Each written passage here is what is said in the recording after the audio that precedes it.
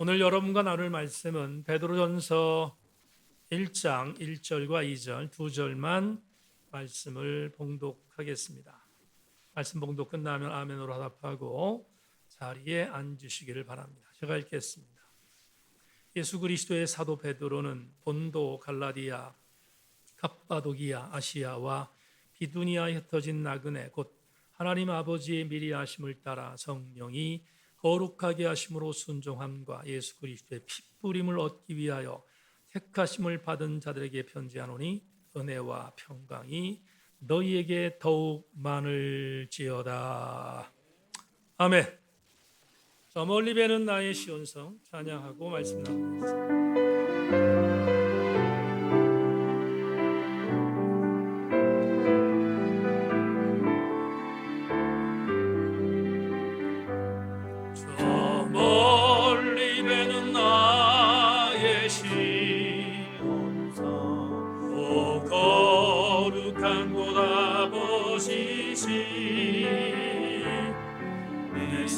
사모하는 집에 가고자 난 밤을 새웠네. 저 망망한 바다 위에 이 몸이 상할지라도 오늘은 이곳 내일은 주 복음 전하리. 아득한 나의 갈 길 나가고 저 동산에서 네 쉴 때 내 고생하는 모든 일들을 주께서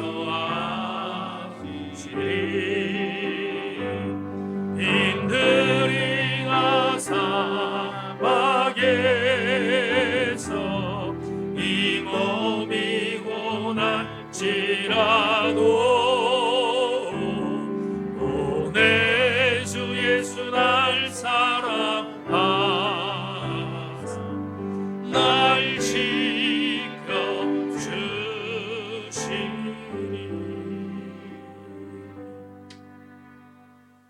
하나님, 오늘 말씀을 나누겠습니다. 고향에 찾아와 예배하는 지체들, 가족들과 함께 예배하는 감동이 크게 하시고 오늘 예배 참석한 교우들 모두가 말씀으로 다시 한번 영적으로 조각되는 귀한 시간이 되게 하여 주옵소서. 예수 그리스도 이름으로 기도 올리옵나이다. 아멘. 말씀에 기다릴 것입니다. 먼저 인사합니다. 말씀에 기다릴 것입니다. 오늘 여러분과 본문 베드로전서 1장 1절로 2절을 중심으로 나그네입니다. 이런 제목을 갖고 말씀의 은혜를 나누겠습니다. 말씀이 들려지기를 소망하고 또 아멘 할 수 있기를 원합니다. 오늘 목양터 이야기 마당에 수전 손택이라고 하는 20세기 최고의 에세이 작가이자 또 뛰어난 소설가이고 미국에서 최고의 지성이라고 하는 여성 지성 수전 손택의 어록을 소개했습니다. 그 소개한 내용을 곱씹고 설교를 시작하겠습니다. 난 내가 아닌 것들을 통렬히 의식하고 깊이 매료된 삶을 살아요. 그러면 그 아닌 것에 흥미를 느끼고 알고 싶은 마음이 생기거든요. 수전 손택의 말들이라는 책에서 기록되어 있는 이 글을 읽다가 난 내가 아닌 것들을 통렬히 의식하며 삽니다라는 이 말은 내가 아닌 타인을 집중하여 산다는 의미도 있지만 타인을 통하여 내가 누구인가를 바로 알기 위하여 집중한다는 의미를 갖고 있는 문장입니다. 적어도 대단히 상식적이고 지성적인 존재들은 나라는 나에 대하여 비평적인 성찰을 하는 것에 대하여 소홀히 여기지 않습니다. 적어도 내가 어떤 존재인가에 대하여 너그러운 점수를 주는 게 아니라 비평적으로 성찰하다 보면 나에게 주어지는 유익은 내가 가고 있는 길이 잘못된 길인지 아니면 올바른 길인지를 알 수 있다는 보너스가 있습니다. 만에 하나 잘못된 길로 가고 있다면 그 길을 돌이켜 올바른 길로 돌아오려고 노력하고, 올바른 길로 가고 있다면 그 길에서 이탈하지 않으려고 몸부림치는 영적인 통찰이 있기에 수많은 사람들은, 특별히 상식적인 삶을 사는 사람들은 내가 누구인가에 대하여 질문하며 삽니다. 수전 손택의 글을 읽다가 이런 생각이 들었습니다. 그렇다면 우리 그리스도인은 어떻습니까?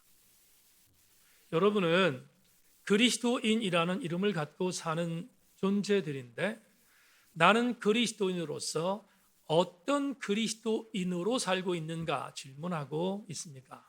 그리고 그 질문대로 성찰하며 살고 있습니까? 특별히 세속적 부류에 있는 사람들에 비해서 우리 그리스도인들은 더 월등하게 엄격한 잣대를 갖고 나에 대하여 질문하고 성찰해야 합니다. 그럴 때 우리 그리스도인들은 올바른 그리스도인으로 살아갈 수 있기 때문입니다.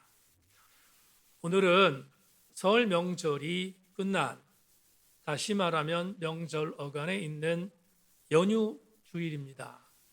고향에 찾아온 지체들도 있을 줄로 알고 고향에 찾아간 교우들도 있을 줄 알아 오늘 주제 설교를 정하다가 고향에 대한 이야기를, 고향에 대한 관점을 떠올렸습니다. 그리고 그 고향과 본향에 대한 이야기를 나누기 위하여 오늘 여러분에게 베드로전서에 있는 이 본문을 택했습니다. 왜냐하면 이 본문 안에 들어있는 그리스도인으로서의 정체성이 이것만큼 분명히 나온 구절도 흔치 않다 생각해서 이 본문을 택했습니다. 이제부터 본문으로 돌아갈 것인데 여러분 집중력을 갖고 오늘 주시는 메시지를 가슴에 담기를 주의 이름으로 소망합니다. 본문을 다시 한번 읽겠습니다. 여러분들은 자막을 참고해 주시기를 바랍니다. 예수 그리스도의 사도 베드로는 본도, 갈라디아, 갑바도기아, 아시아와 비두니아에 흩어진 나그네 곧 하나님 아버지의 미리 하심을 따라 성령이 거룩하게 하심으로 순종함과 예수 그리스도의 피 뿌림을 얻기 위하여 택하심을 받은 자들에게 편지하노니 은혜와 평강이 너희에게 더욱 많을지어다. 다 같이 아멘. 이 구절을 깊이 들여다보면 베드로전서를 시작하는 1절과 2절에서 베드로전서의 저자가 누구인지, 그리고 이 편지를 받는 수신자가 누구인지에 대하여 명확하게 기록되어 있음을 알게 됩니다. 발신자가 누구로 나오는가? 1장 1절 전반절에 사도 베드로라고 되어 있습니다. 이제 말씀을 드리겠지만 1장 1절 전반부에 사도 베드로가 이 편지를 썼다고 기록하고 있긴 하지만 학자들에 의하면 사도 베드로가 이 편지를 썼다고 보기에는 어렵다는 것이 정설입니다. 그 이유를 지금부터 나누기를 원합니다. 여러분 자막으로 베드로전서 5장 1절을 참고해 주십시오. 너희 중 장로들에게 권하노니 나는 함께 장로된 자요 그리스도의 고난의 증인이요 나타날 영광에 참여할 자니라. 한 번 더, 너희 중 장로들에게 권하노니 나는 함께 장로된 자요 그리스도의 고난의 증인이요 나타날 영광에 참여할 자니라. 베드로전서의 후반부에 보면 베드로전서 5장 1절에 이 편지를 쓴 저자가 누구인지를 가늠해 주는 단어가 나옵니다. 성경은 이렇게 말합니다. 베드로전서는 함께 장로된 자라고 기록하고 있습니다. 함께 장로된 자, 이름은 나오지 않지만 함께 장로된 자가 이 편지를 썼을 가능성이 농후하다 하는 것을 5장 1절이 우리에게 알려주고 있습니다. 그런데 이상한 것은 1장 1절 조금 전에 이 베드로전서의 저자가 누구라고 밝혔습니까? 예수 그리스도의 사도 베드로라고 밝혀 있습니다. 그러면 성경이 모순되는 건가? 왜냐하면 사도라는 헬라어 단어 아포스톨로스와 그리고 함께 장로된 자라고 하는 이 프레스베테로스라는 이 단어는 전혀 다른 단어이거든요. 그러면 저자가 두 명인가? 그렇지 않습니다. 저는 함께 장로된 자가 이 베드로전서의 저자라는 것을 나름대로 인정합니다. 왜 그런가?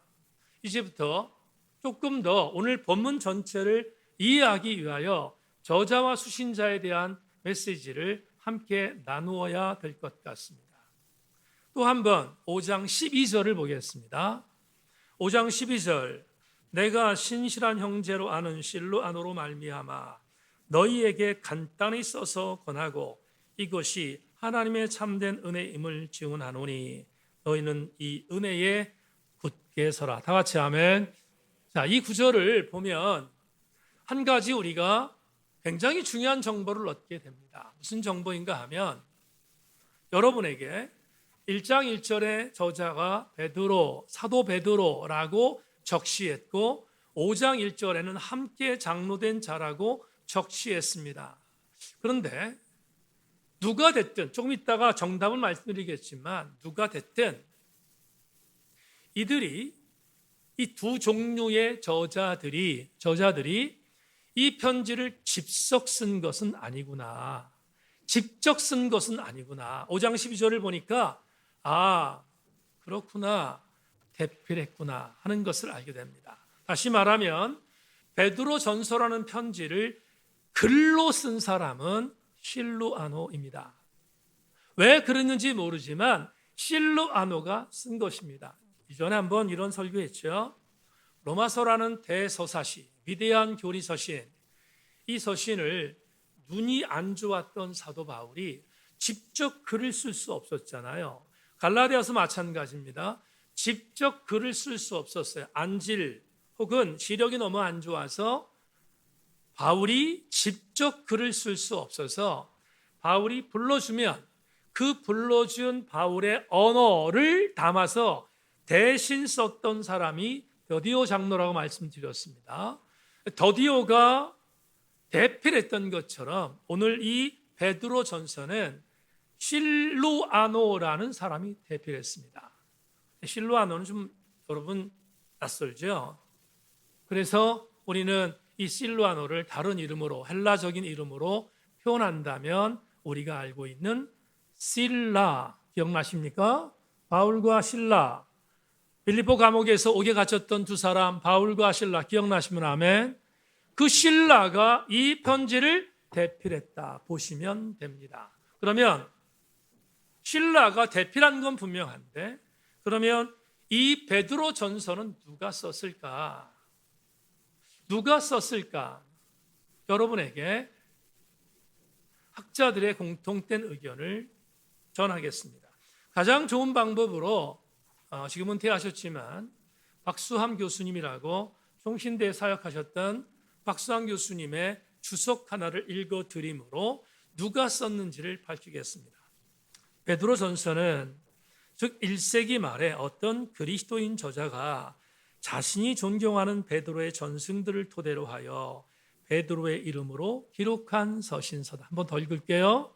베드로 전서는 즉 1세기 말에 어떤 그리스도인 저자가 자신이 존경하는 베드로의 전승들을 토대로 하여 베드로의 이름으로 기록한 서신서다. 여기서 1세기 말을 해석하겠습니다.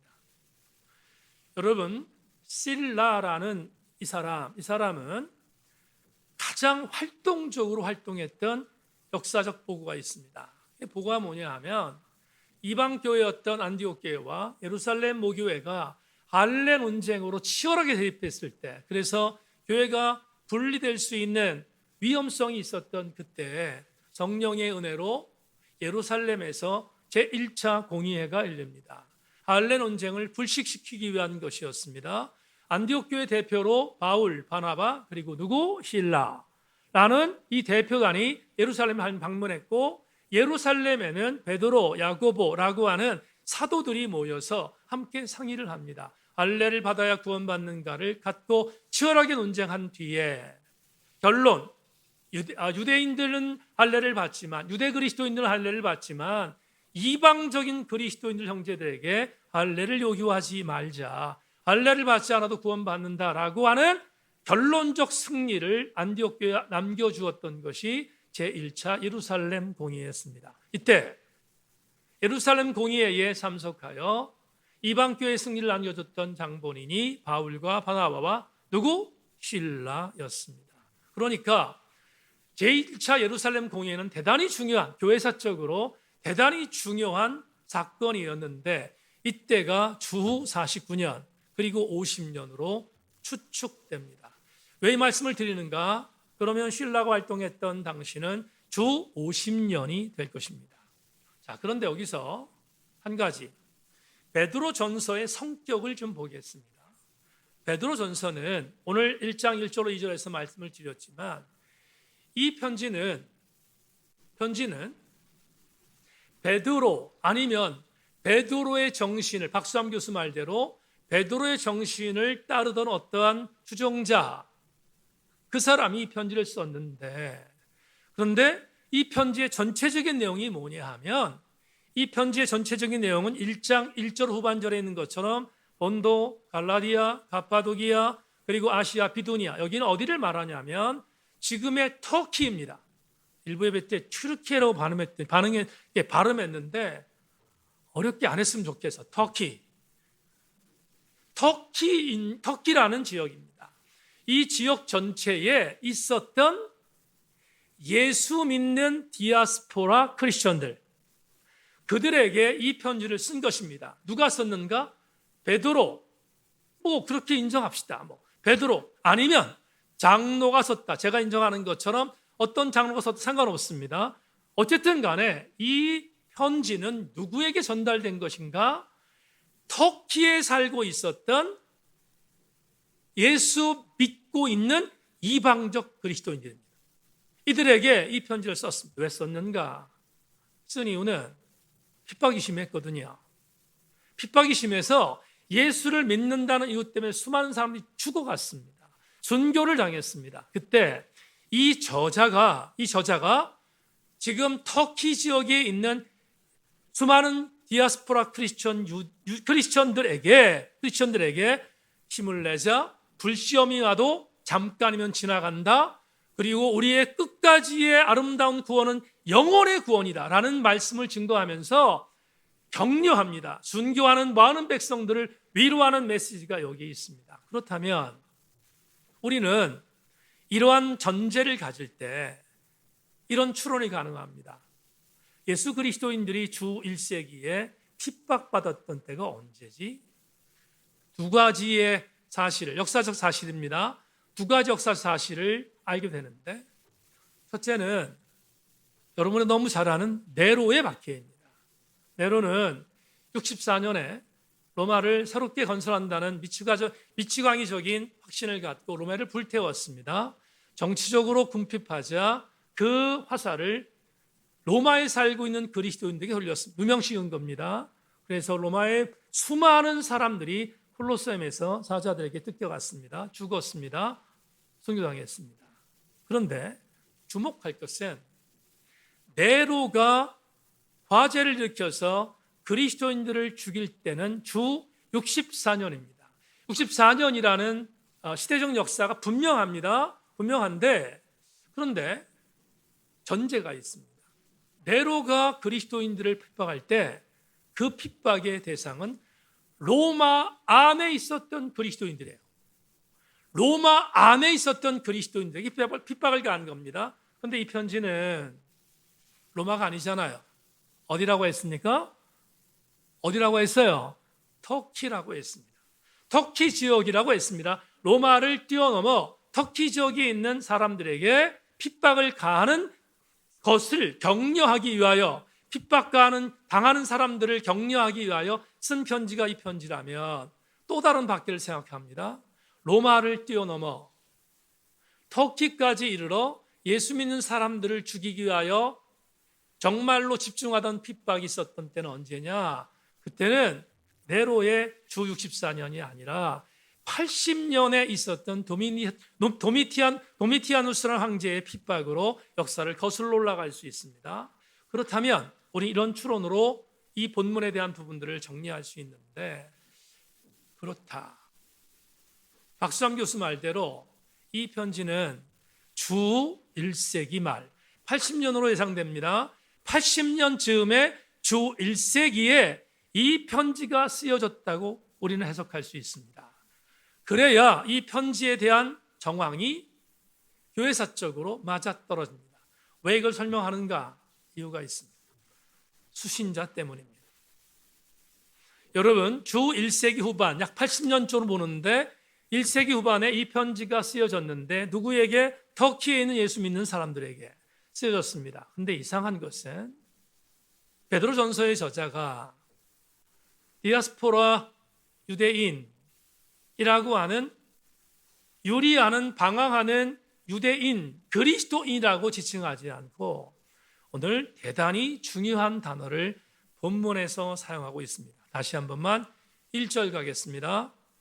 예수 그리스도의 사도 베드로는 본도, 갈라디아, 갑바도기아, 아시아와 비두니아에 따라합시다. 흩어진. 그 다음 뭐라고 되어 있습니까? 나그네라고 되어 있습니다.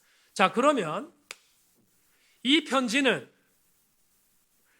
터키 지역에서 예수를 믿는다는 한 가지 이유 때문에 핍박당해 죽어가는 수많은 그리스도인들을 위하여 격려하기 위하여 쓴 편지인데, 그리스도인이라는 이름 대신에 흩어진 나그네라고 썼다는 사실을 주목해야 합니다. 왜 여기에 제가 설교 준비하며 집중했는가? 나그네라는 단어 때문입니다. 여러분,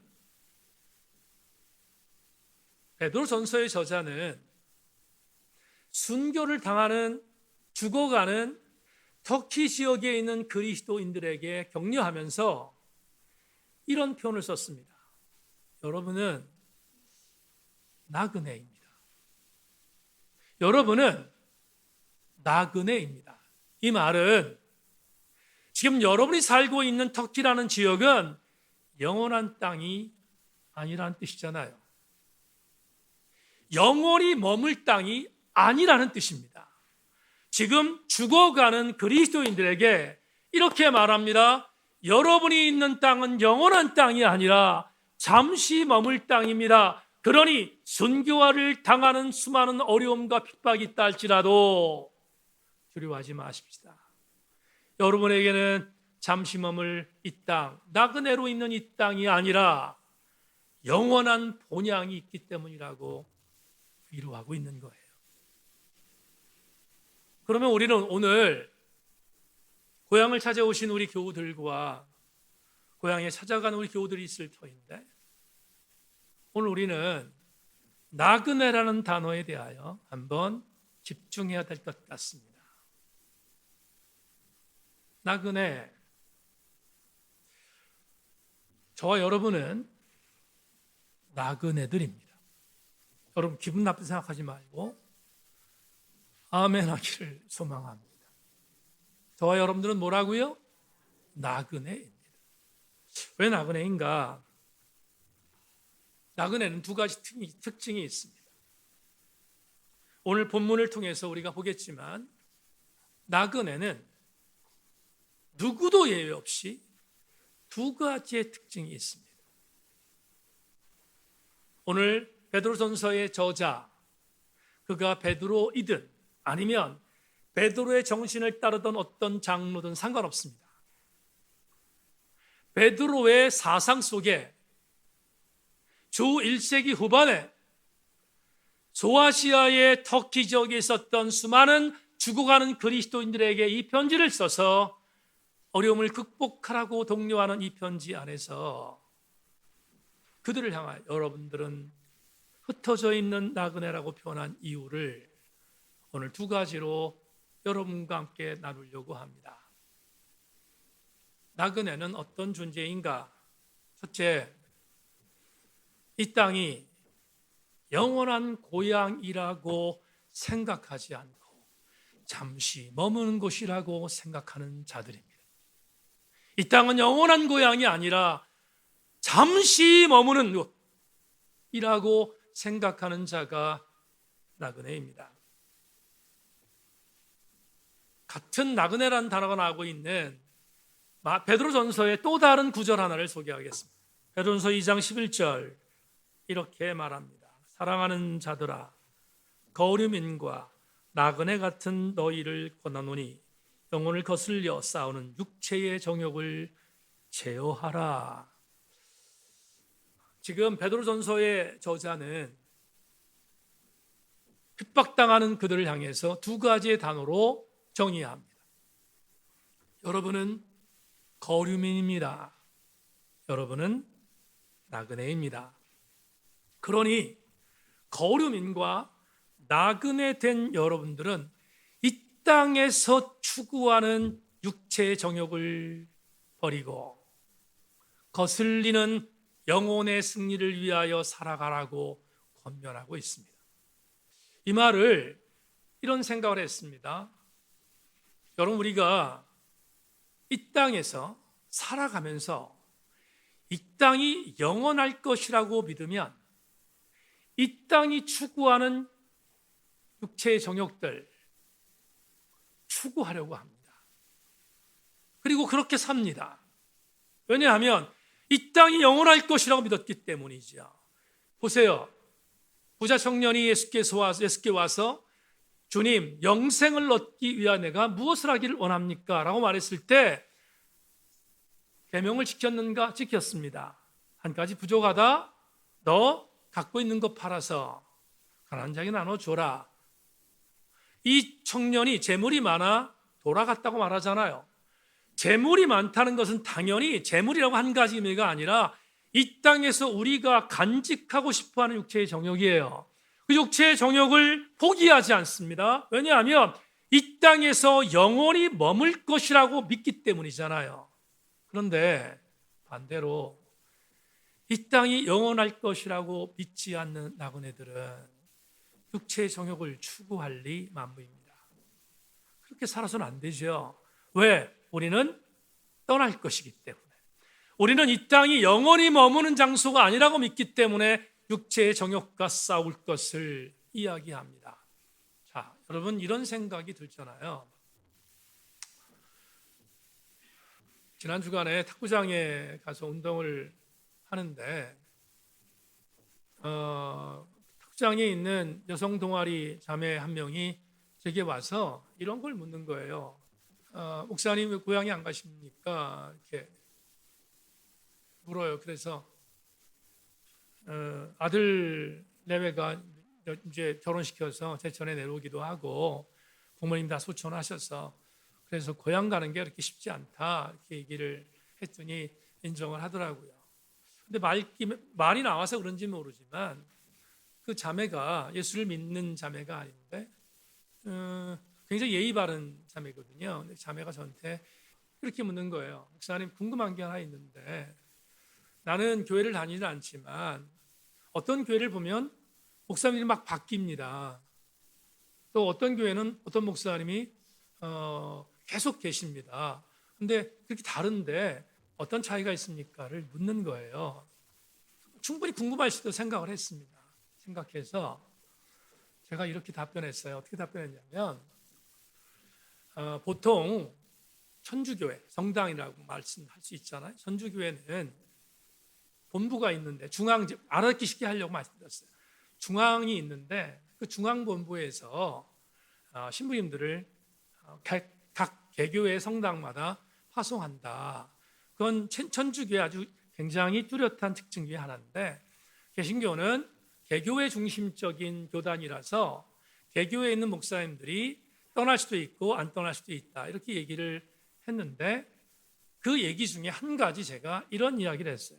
근데 개신교에도 군소교단이라고 볼 수 있는 두 교단에서 천주교회와 비슷한 시스템으로 그렇게 목회자들에 대한 직무사역지를 정한다. 그 교단이 구세군과 성공회다. 이렇게 말을 함께 던졌습니다.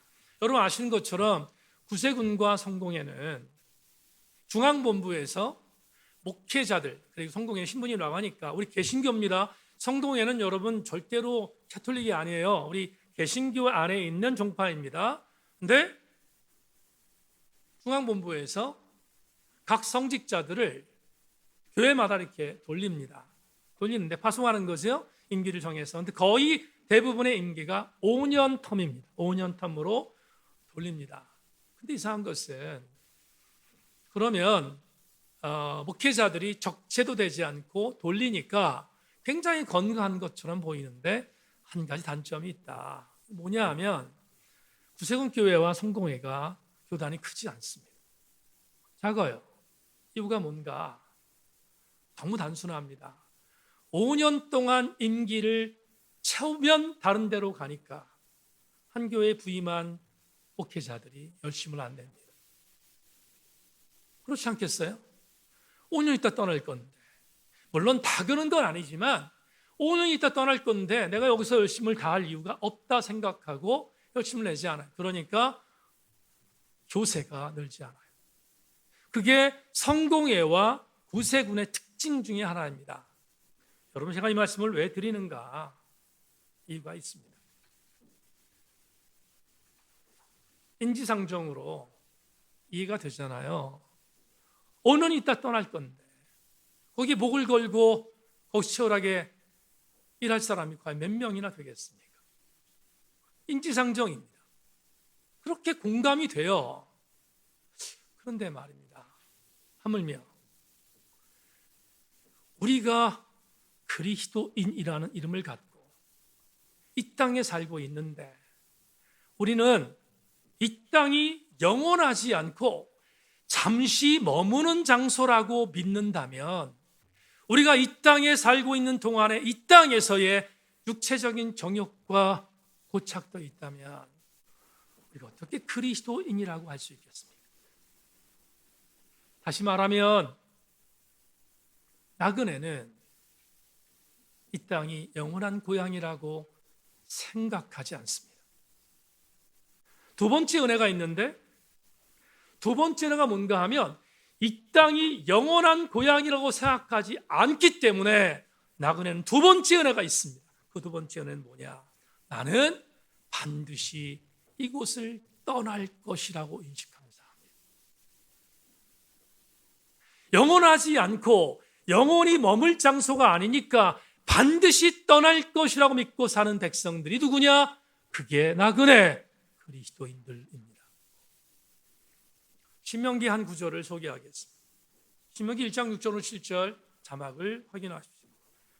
우리 하나님 여호와께서 호렙산에서 우리에게 말씀하여 이루시기를 너희가 이 산에 거주한 지 오래니 방향을 돌려 행진하여 아모리 족속의 산지로 가고 그 근방 곳곳으로 가고 아라바와 산지와 평지와 네겝과 해변과 가나안 족속의 땅과 레바논과 큰 강 유브라데까지 가라고 명령합니다.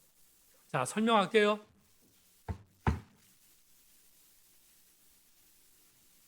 이스라엘 신앙 공동체가 시내산에 도착했습니다. 그곳에서 지난 수요일날 말씀드렸지만 그곳에서 율법도 받았습니다. 아이법전이라고 하는 여러 가지의 법률도 받았습니다. 근데 밑에서 금송아지를 만들고 범죄했습니다. 하나님이 진노하셔서 그래서 하나님이 분노하셔서 내가 이 백성들하고 함께 갈 수 없구나 생각하고 모세에게 선전포고합니다. 올라가라. 나는 같이 가지 않을 거야. 모세가 청천벽력 같은 주의 말씀을 듣고 목숨 걸고 중보합니다. 주님이 올라가시지 않으면 우리도 가지 않겠습니다. 주님 생각을 바꾸셨습니다. 같이 올라갑니다. 모세의 중보의 위력이지요. 근데 중요한 것은 뭐냐면 그 시내산에 그런 난장판에 황금송아지를 만들고 난장판을 만들었던 시기가 성경은 1년이라고 못 받고 있어요. 1년 동안 그 자리에 머물렀어요. 그러자 한 장소에 1년 동안 머물고 있었던 이스라엘 백성들이 패역하자 하나님이 심판하시고 다시 명령하십니다. 떠나라. 오늘 이서영 집사님 기도할 때 오늘 설교의 의미를 부유해지는 기도를 했습니다. 주님이 가라고 하면 갔고 서라 하면 섰습니다. 시내산 광야에서 1년 동안 머물고 있었는데 매너리즘에 빠졌습니다. 금송아지를 하나님으로 둔갑시켰습니다. 그리고 범죄했습니다. 더 이상은 안 되겠구나 생각했던 하나님께서 이제 내가 너에게 지시할 땅으로 올라가라. 여러분, 이스라엘은 40년 동안 거주했던 광야에서 집을 짓지 않아요. 집을 짓지 않습니다. 주의 명령이었습니다. 그들이 머문 장소는 뭐였어요? 장막이었다고요. 장막, 텐트였어요. 여러분, 텐트의 특징이 뭡니까? 텐트는 24님 오늘 기도한 것처럼 가라고 하면 뽑아서 다시 접어서 그리고 옮길 수 있는 간편한 장소의 도구잖아요. 주님은 이스라엘 신앙 공동체의 광야 40년 동안 머문 장소가 아니라 내가 너에게 목적하여 너에게 보낼 땅은 가나안이라고 못 받고 있잖아요. 그러니까 가나안이 목적인 것을 명령했던 주님은 40년 동안 그곳에 머무는 것에 대하여 허락하지 않은 거예요. 움직였어요. 그래서 제가 아주 오래전에 설교하면서 주제를 이렇게 정한 적이 있어요. 우리 예수 믿는 사람들은 명사형 그리스도인 되지 말고 동사형 그리스도인 되라고. 여러분, 움직이는 것입니다. 텐트 안에 있는 사람들은 그곳에서 영원히 머물지 않아요. 주님이 가라고 명령하시면 떠나는 게 이스라엘 공동체인 것처럼 나그네들도 언젠가 이 땅에서 떠날 것을 믿기에 나그네는 이 땅의 것에 천착하지 않습니다. 정병원 교수님이라고 백석대학 교수님이 신명기 1장 6절로 7절 조금 전에 말씀드렸던 이 말씀을 신학자의 눈으로 본 해석이 있어요. 여러분, 주석은 어렵거든요. 어려운데 신학자들의 주석을 읽으면서 은혜 받기 쉽지 않거든요. 근데 이 신명기 1장 6절로 7절 말씀에 대한 주석을 보면서 울컥했어요. 정병원 교수의 주석 문장을 소개하겠습니다. 이스라엘이 시내산을 떠나야 한다는 것은 그것이 영구적으로 거할 처소가 아니었다는 뜻이다. 이스라엘이 시내산에서 하나님과 언약을 맺고 그의 백성이 되었지만 영토를 소유한 국가로 출범하기 위해서 그곳을 떠나야 했다. 이스라엘이 소유하게 될 땅은 왕이신 하나님이 백성 그들에게 내리신 하사품이다. 약속의 땅이 하나님의 선물이라는 것은 신명기에서 지속적으로 강조된 핵심적인 사실이다. 하나님은 이미 이스라엘을 위하여 거처지를 마련해 두시고 그들을 초청했던 것이다. 우리의 삶에서 하나님은 우리가 영구적인 안식처에 도달할 때까지 끊임없이 떠나라고 초청하신다. 사랑하는 여러분, 명심할 게 있어요. 우리가 떠날 장소, 우리가 도착해야 할 장소는 하나님이 만들어 놓은 것입니다. 내가 가고 싶은 것이 아니라 하나님이 만들어 놓은 것입니다. 그러기에 나그네 된 자들은 하나님이 만들어 놓은 그곳을 향하여 떠날 것을 생각하며 사는 자들입니다. 이 땅의 것은 영원하지 않다는 것입니다. 어제 설 명절 추도 예배를 아내와 드리면서 여러분들은 제가 만들어진 추도 예배 순서를 갖고 예배를 드렸을 줄 아는데 저는 어제 아내와 예배를 드리면서 시편 말씀을 성경 요절로 전했습니다. 어제 추도 예배 제가 읽었던 성경 구절을 여러분에게 소개하겠습니다. 시편 90편인데 아침에 주의 인자하심이 우리를 만족하게 하사 우리를 일생 동안 즐겁고 기쁘게 하소서. 우리를 괴롭게 하신 날수대로와 우리가 화를 당한 연수대로와 우리를 기쁘게 하소서. 주께서 행하신 일을 주의 종들에게 나타내시며 주의 영광을 그들의 자손에게 나타내소서. 주 우리 하나님의 은총을 우리에게 내리게 하사 우리의 손이 행한 일을 우리에게 견고하게 하소서. 우리의 손이 행한 일을 견고하게 하소서. 다 같이 아멘. 여러분, 제가 이 구절을 아내와 함께 읽으며 이런 설교를 했어요. 요약하면 이런 겁니다. 지금 시편 90편의 부제가 뭐냐면 하나님의 사람 모세의 기도예요. 그러니까 모세가 경험했던 내용을 후대 편집자들이 이 내용을 기억하고 구전으로 전해왔던 것을 시편 안에 담은 거거든요. 그러니까 모세의 기도입니다. 근데 모세의 기도 중에 뭐라고 고백하고 있습니까? 모세는 120년을 살았잖아요. 산전수전을 겪었습니다. 공중전도 겪었습니다. 그는 바닥까지 내려갔다가 또 굉장히 위에 있는 장소까지 올라갔던 그런 것들을 경험했던 굴곡이 있었습니다. 근데 모세의 기도 안에 뭐가 들어있어요? 이런 기도가 있어요. 조금 전에 말씀드렸지만 이런 기도합니다. 하나님, 내가 괴로웠던 때, 내가 화를 당했던 때가 있습니다. 맞잖아요. 그렇죠? 내가 화를 당했던 때도 있고 괴로웠을 때도 있습니다. 그런데 모세의 위대한 기도가 뭐죠? 그런 상황이 오더라도 하나님이 나를 반전시킨 것을 나는 기뻐합니다. 이렇게 고백해요. 누구나 드릴 수 있는 기도가 아닙니다. 모세가 이런 기도를 드릴 수 있었던 이유는 한 가지예요. 모세는 자기가 살았던 120년의 인생 속에서 영원히 이 땅에 살 것이라 믿지 않았어요. 모세도 하나님이 예비하신 본향이 있다는 것을 믿고 살았기에 아무리 어렵고 힘들고 환경이 곤두박질 치는 상황이 되더라도 그는 좌절하지 않고 하나님 앞에 기도했습니다. 하나님, 내 삶이 기쁨으로 반전되게 하여 주시옵소서라고 기도한 거예요. 마지막으로 제가 존경하는 제 신학 선배 목사님이 쓰셨던 글 하나 소개하겠습니다. 본향을 향하여 나아가는 나그네들은 세상 사람들과 네 가지가 달라야 합니다. 오직 우리 시민권은 하늘에 있기에 국적이 다릅니다. 그리스도인들은 성도이고 구별된 백성이기에 언어도 다릅니다. 삶의 방식도 달라야 합니다.